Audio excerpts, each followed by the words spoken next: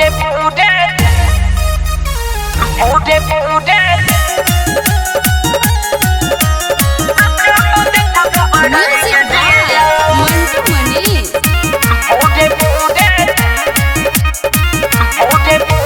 दिन नहीं हो रोज के आदतिया जैसे देखाओ मरे जाओ मोतिया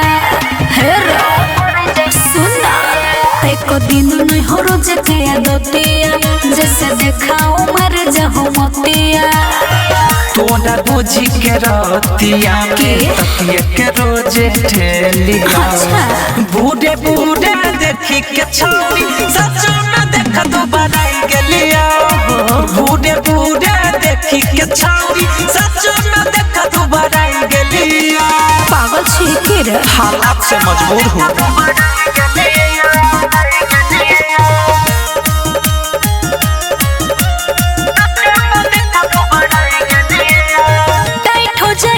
नीचा के मसुर भले रोहै छिलबे के असुर सब बुझे छियो।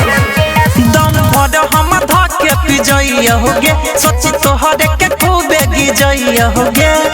हाथ में धके दोनों जो बनवा हम चौरी खेलिया। बूढ़े बूढ़े देखी के छौरी सचो में देख दोबारा गेलिया।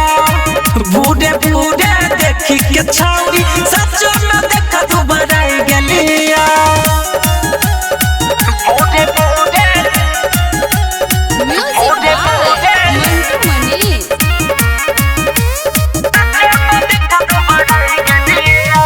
तोरे चक्कर में सहै छियौ हानि के कमी हो गेलै रे देहिया में पानी के।